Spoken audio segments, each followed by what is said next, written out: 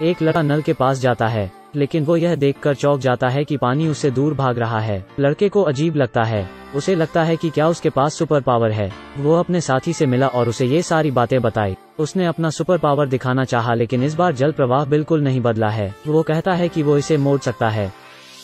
हालांकि उसका साथी उसे समझाने की कोशिश कर रहा है। उसका साथी इस बात पर विश्वास नहीं करता और वो निराश होकर चला गया। जैक इस बात से खुश नहीं है। वो फिर से कोशिश करने के लिए तैयार है। कौन जानता था कि वो कोशिश करते हुए पानी में गिर जाएगा। जैक गलती से समुद्र में गिर गया। उसने समुद्र में सख्त संघर्ष किया। फिर कुछ चमत्कारी हुआ। जैक के पैर गायब हो गए। इसके बजाय एक लंबी पूंछ आ गई जो कि दिखने में बिल्कुल मछलियों जैसी है। वो अपनी सारी शक्ति के साथ तट पर रेंगता हुआ आया। वो जल्दी से अपने शरीर को सुखाना चाहता है, लेकिन अब उसके पास 2 मीटर बड़ी मछली की पूंछ है। वो अपनी पूंछ के नीचे तक नहीं पहुंच सकता। वो चिंता करने लगा कि अब वो क्या करेगा। इस समय एक चमत्कार हुआ।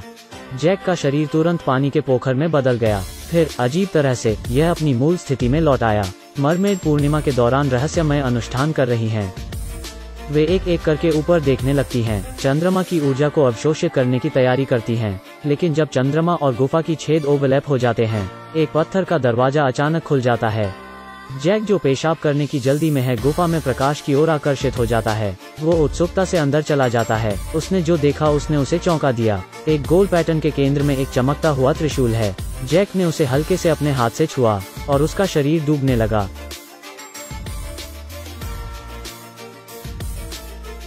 जैक मरमेड्स मूनलाइट पूल में गिर गया। इसने उनके पूर्णिमा पूजा समारोह को भी बाधित कर दिया। मरमेड्स जैक को देखकर आश्चर्यचकित रह जाती हैं। मरमेडों को नहीं पता कि क्या करना है। वे चुपचाप जैक को समुद्र तट पर छोड़ देती हैं। मरमेड्स को अब कबीले से निष्कासित कर दिया गया।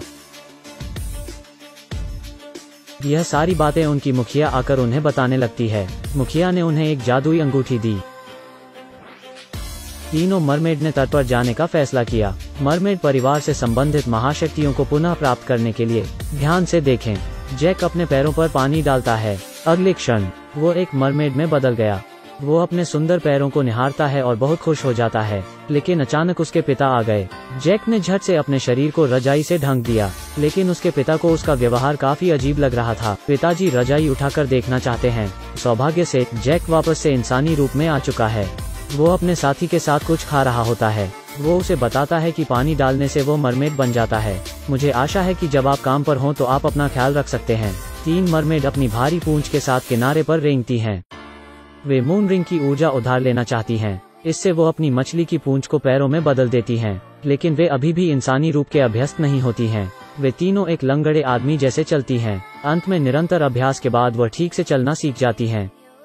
वे जैक की शक्तियों को चुराना चाहती हैं। तभी जैक ने किसी को डूबता हुआ पाया। वो उसे बचाने के लिए अपनी जान की बाजी लगा देता है। वो समुद्र में कूदकर एक छोटी बच्ची को बचा लेता है।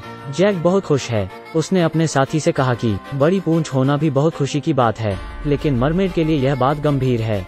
उन्हें हमेशा इंसानों से बचकर रहना पड़ता है, इसलिए उन्हें जल्दी करनी होगा और अपनी महाशक्तियों को छीनना होगा। तो अगली सुबह वे जानबूझकर जैक के पास जाती हैं और उसके स्कूल तक उसका पीछा करती हैं। कक्षा से बाहर होने के दौरान वे अपनी महाशक्तियों को छीनना चाहती हैं, लेकिन जब उन्होंने पानी के बहाव को नियंत्रित करने के लिए मंत्र पढ़े तो जैक को खतरे का एहसास हो जाता है। वो नीचे डककर लेट जाता है, लेकिन फिर भी उसके ऊपर पानी के छींटे आ जाते हैं। वो जल्दी से एक खाली कमरे में छिप गया और 3 क्षण के अंदर अंदर वो एक मरमेड बन जाता है।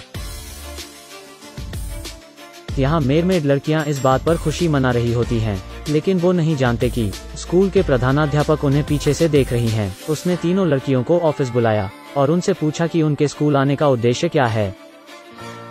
वो स्कूल की प्रिंसिपल को मूनलाइट अंगूठी दिखाते हैं। प्रिंसिपल के चेहरे पर अजीब सा भाव था। वो उस अंगूठी को रख लेती हैं। इससे मरमेड लड़कियों को उस पर शक हो जाता है और वो उसका घर तक पीछा करती हैं। वो उसके घर में एक बिल्ली को देखकर डर जाती हैं, क्योंकि बिल्लियां और मछलियां प्राकृतिक दुश्मन हैं। लेकिन अंगूठी वापस पाने के लिए उन्होंने फिर भी अंदर जाने की हिम्मत जुटाई। वो चुपचाप उसके घर में घुस गईं।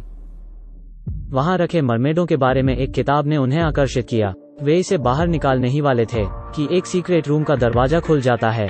वे इससे चौंक जाते हैं और अंदर सीक्रेट कक्ष में चले जाते हैं। उन्होंने वहां एक पूल देखा। दरअसल वो एक सुरंग है जो समुद्र से जुड़ी हुई है और वहां उनके कबीले की एक साथी मरमेड आ जाती है। लड़के ने अभी उंगली के इशारों से कप से पानी की बूंदों को अपने मुंह में डाला। लड़के के लिए पानी पीने का ये अनोखा तरीका है। उस दुर्घटना के कारण पानी से मिलने पर लड़का मरमेड बन जाता है, लेकिन आज उसके पापा उसे कैंपिंग के लिए बाहर लेके जाने वाले हैं। मौसम का पूर्वानुमान के अनुसार आज बारिश हो सकती है, लेकिन पिताजी उसके साथ आज कैंपिंग पर जाना ही चाहते थे। यह जैक के लिए कठिन है, लेकिन वो नहीं जानता था कि तीनों मरमेड्स जल्दी से अपनी महाशक्तियों को वापस पाना चाहती हैं।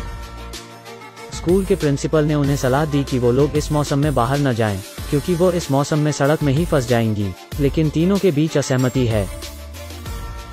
गुस्से में आकर निक्सी वापस मूनलाइट पूल में भाग गई।